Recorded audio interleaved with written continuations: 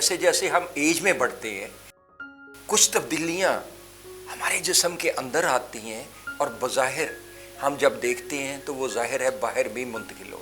For example سر سے ہم گنجا ہونے شروع ہو جاتے ہیں. بال چونکہ چہرے کا فریم ہے اس لیے اس میں ایک تبدیلی بڑی نمایاں ہونے لگتی ہے کہ ہم سر سے گنجے ہونے لگتے ہیں. پھر ہماری آنکھیں کمزور ہونے لگتی ہیں اور چشمہ آپ بار بار آئی اسپیشلسٹ کے پاس جاتے ہیں اور وہ لینس کی بڑھاتا جاتا ہے ویلیو، یعنی آنکھیں ویک ہوتی جاتی ہیں. کانوں سے سنائی بہت کم ہونے لگتی ہے. بازوؤں میں طاقت وہ نہیں رہتی جو ہمارے ہونی چاہیے. لیٹ سے جوانی میں آپ جب ہاتھ ملاتے ہیں تو لگتا ہے شیر ملا رہے گا، شیر کا پنجہ ہے. لیکن جب آپ اولڈ ایج میں آ جاتے ہیں تو گرپ ہماری بہت کمزور ہو جاتی ہے، بہت ویکنیس آ لگتی ہے. کچھ صورتوں میں تو یہ بازو فروزن شولڈر کی طرف چلے جاتے ہیں اور آپ سے کوئی چیز اٹھا نہیں کیا آپ ان کو موومنٹ کرنا تک محال ہو جاتا ہے. کمر میں اپر بیک میں بھی درد آنے لگتی ہے اور اس کے ساتھ ساتھ ہمارے سانس جو ہے، ہم ہلکا سا چلتے ہیں، تھوڑا سا چلتے ہیں، تھوڑا سا تیز چلنے کی کوشش کرتے ہیں تو سانس چڑھنے لگ جاتا ہے. اس کے ساتھ ساتھ پھر لور بیک میں ہمارے پین آنے لگتی ہے اور اٹھتے بیٹھتے ہائے ہائے نکلنے لگتی ہے، لچک جاتی رہتی ہے جسم کی. اور کبھی کچھ لوگوں کو تکلیف بڑھ جائے تو پھر ٹانگوں میں وہ طاقت نہیں رہتی. یعنی آپ جب چلتے ہوئے بھی تکلیف محسوس کریں، پہلے آپ بھاگنے میں بھی تکلیف محسوس نہیں کرتے تھے، جاگنگ کرتے تھے جوانی میں، ایک طرف سے بھاگے دوسری طرف میلوں چلے گئے. لیکن بڑھاپے میں اب چند قدم چلتے ہیں تو آپ کو نہ صرف تکلیف آتی ہے بلکہ آپ کے لیے چلنا محال ہو جاتا ہے. یہ ساری چیزیں کیوں ہوتی ہیں؟ میں چند ایک گزارشات اس سلسلے میں کرنا چاہتا ہوں. ہمارا نروس سسٹم، ہمارا ڈھانچہ، ہمارا دماغ، یہ ساری چیزیں ان چیزوں میں جب کمزوری آتی ہے تو یہ پرابلم شروع ہو جاتے ہیں. فار ایگزامپل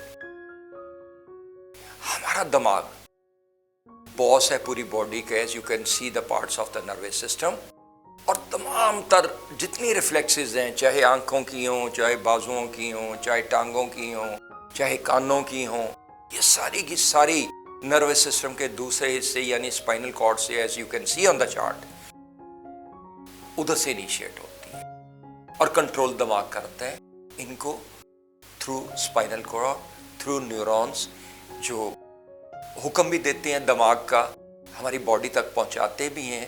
اور باڈی اگر کوئی جو ان کو پیغامات دینا چاہے، مثلا کسی کو ٹھوکر لگتی ہے تو دماغ تک کیسے منتقل ہوتی ہے؟ Through neurons, through spinal cards, through spinal nerves. اور یہ ساری چیزیں تب متاثر ہونے لگتی ہیں جب ہمارے اسٹرکچر یعنی ڈھانچے میں کمزوری آنے لگتی ہے. ڈھانچے میں کمزوری کیوں آنے لگتی ہے؟ بیکاز یہ جو باڈی ہے ہماری بنی ہوئی، یہ ہڈیوں کا ڈھانچہ یہ کچھ چیزوں پہ مشتمل ہے، as you can see on the chart. Calcium, vitamin D, magnesium, phosphorus, silicon, copper and fluoride. جب ان میں کمی آنے لگتی ہے، اسپائنل نروز کھچاؤ پیدا کرتی ہے تو کچھ جگہ پہ ڈسکوں کے درمیان میں، یو مسٹ بی نوئنگ اور otherwise I can refresh your memory, کہ ہمارے دماغ جہاں سے شروع ہوتا ہے وہاں سے جب اسپائنل کارڈ ڈسینڈ کرتی ہے، وہاں سے نچلے حصے لمبر کے ایریے تک دیر آر 24 ورٹیبراز. اس کے بعد فکس ورٹیبراز آ جاتے ہیں. اور یہ 24 ورٹیبراز جو ہیں دماغ سے لے کے لور بیک تک، ان سب کے درمیان میں ڈسک ہے جہاں سے اسپائنل نروز نکل رہی ہیں. اور ان میں اگر کھچاؤ آتا ہے اور اگر آپ کی ہڈی کمزور پڑ چکی ہو، ہڈی کیوں کمزور پڑتی ہے؟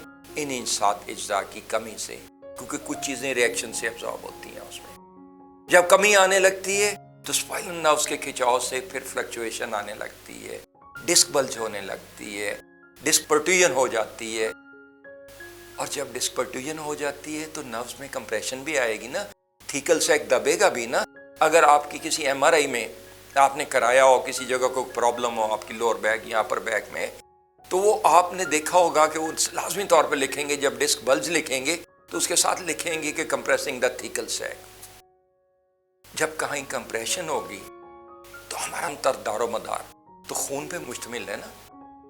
اگر خون کسی جگہ گردش ہلکی سی کم ہو جائے، لیٹ سے کسی آدمی کی ڈیتھ ہو جاتی ہے، تو خون تو جسم میں موجود ہوتا ہے، لیکن وہ جو فریش بلڈڈ آکسیجن ہے وہ جانی کم ہو جاتی ہے. یعنی سانس کے راستے ہم جو آکسیجن لیتے ہیں، ہمارے لنگس جیسے کروڑوں ایئر سیکس ہوتے ہیں بچپن میں، وہ آہستہ آہستہ جب کلاگ ہونے لگتے ہیں، جب بند ہونے لگتے ہیں، آکسیجن کی کمی ہونے لگتی ہے، تو پورے جسم کو متاثر کرتی ہے.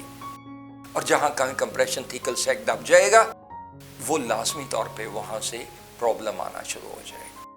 اور پرابلم کچھ صورتوں میں اس حد تک بڑھ جاتا ہے کیونکہ ہم معاشرتی طور پہ اس عادت کا شکار ہیں کہ ہم نے ڈاکٹر کے پاس اس وقت جانا ہے جب بالکل کام کاج سے رہ جائیں. وہ کہتے ہیں جب تک کام چلتا ہے چلاؤ، اگنور کرو، اپنے کام کاج کی طرف توجہ دو، اور اپنی صحت جس کو اصولی طور پہ ہمیں پرائورٹی 1 دینی چاہیے، اس کو ہم لاسٹ پرائورٹی دیتے ہیں. تو کچھ چیزیں اسینشیل ہیں.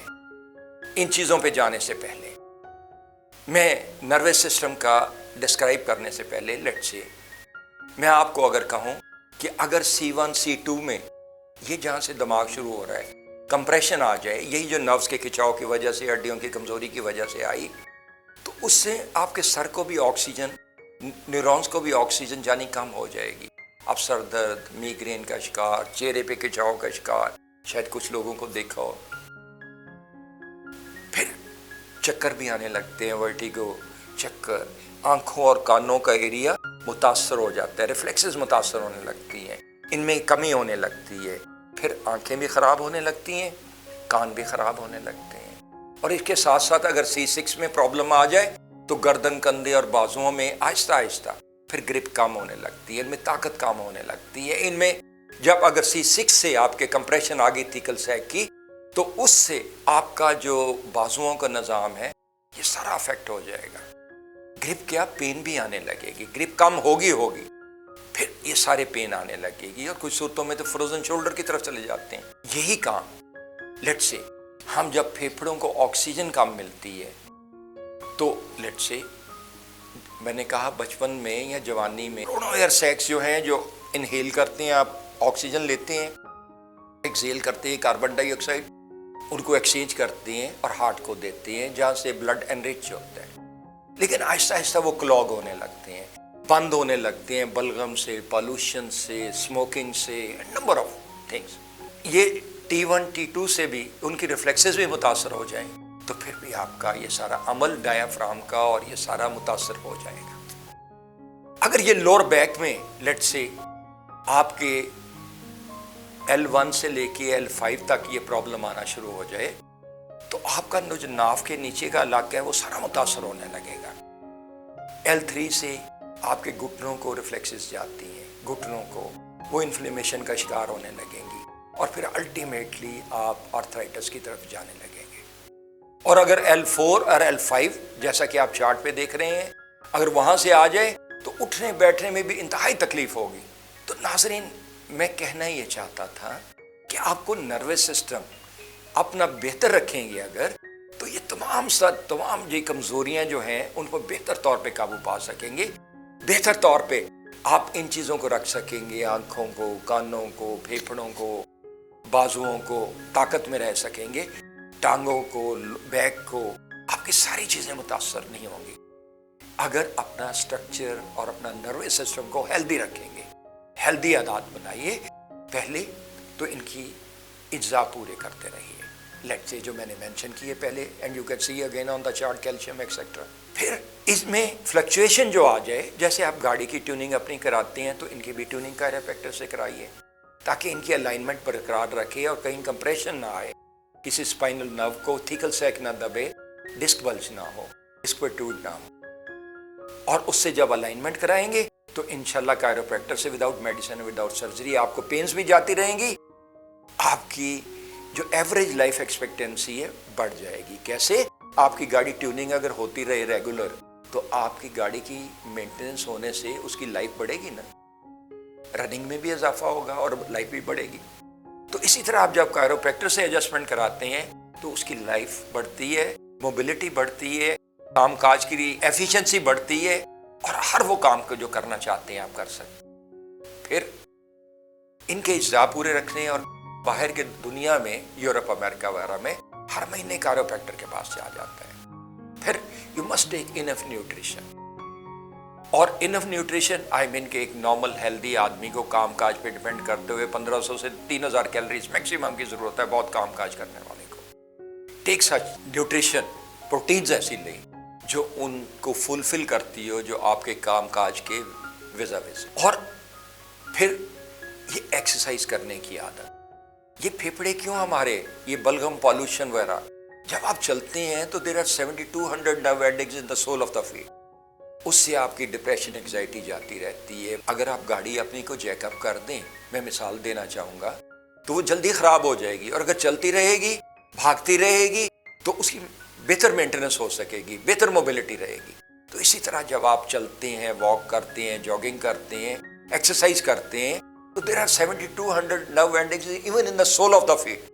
جب سانس ڈایافرام پھولتا ہے تو سانس بھی بہتر رہے گا آپ کا. اور ہے کہ ہماری زندگی میں جیسے شاعر کہتا ہے کہ سانسوں کے آنے جانے سے ہے زندگی کا سلسلہ، چلتا رہے تو یہ جہاں اور رک گیا تو وہ جہاں. تو میں یہ کہہ رہا تھا کہ انف نیوٹریشن آپ تاکہ اپنے سٹرکچر کو صحیح رکھ سکیں، کائروپریکٹر کے پاس جاتے رہیں، ان سے الائنمنٹ کراتے رہیں، جو فلکچویشن آئی، جو سبلکسیشن آئی، جو ڈسک پروٹروژن آئی، اس کو ٹھیک رکھ سکیں. ایکسرسائز کرتے رہیں گے تو آپ کو یہ پرابلم موبلٹی بہتر رہے گی. پھر دین ٹیک انف سلیپ. آپ اچھی نیند لیں گے، 6 to 8 hours از اسینشیل. آپ کو پتہ ہے آپ کے ہارٹ کی بیٹری کدھر ہے؟ 24 گھنٹے میں دل کتنی دفعہ دھڑکتا ہے؟ 1,03,680 دفعہ. Just simple calculation. 72 دفعہ ایک منٹ میں on the average multiplied with 60 and 24 hours میں کنورٹ کرنے کے لیے یو ول گیٹ دا 1,03,680 دفعہ. یہ ہماری ساری باڈی کی ریپیئر ہوتی ہے. اس کی بیٹری کب چارج ہوتی ہے؟ جب آپ نیند میں جاتے ہیں. ہمارا سب کانشیس کنیکٹ ہو جاتا ہے. ایون قرآن مجید میں ارشاد ہے ہر روز انسان کو نئی زندگی عطا کرتے ہیں. ہمارے اندر چھوٹے چھوٹے سیلز ہیں سب کانشیس کے اندر، باڈی کے اندر. جب آپ نیند میں جاتے ہیں تو دن بھر کی تھکن کو دور کرتے ہیں، وہ ریپیئر کرتے ہیں جو ڈیمیج ہوا ہوتا ہے. اس کے اندر اللہ تعالیٰ نے اتنی خوبیاں دی ہیں ہمارے جسم کے اندر کہ وہ ان کو سیلز کو ریپیئر کرتے ہیں. جو سارے جسم کی دن کی تھکن ہوتی ہے، اب نیند کے بعد جب اٹھتے ہیں تو فریش ہوتے ہیں. تو take some these measures, keep your nervous system health if you want to remain strong. اور آپ اپنی ریفلیکسز کو ٹھیک رکھنا چاہتے ہیں، نظر کو، کانوں کو، باڈی کو، تو ان سب کو ٹھیک رکھنے کے لیے آپ کو ان میئرز کے لینے کی ضرورت ہے جن کی میں نے وضاحت کی. جاوید مرزا کو اجازت دیجیے. اللہ آپ کو ہمیشہ صحت مند رکھے. اللہ حافظ.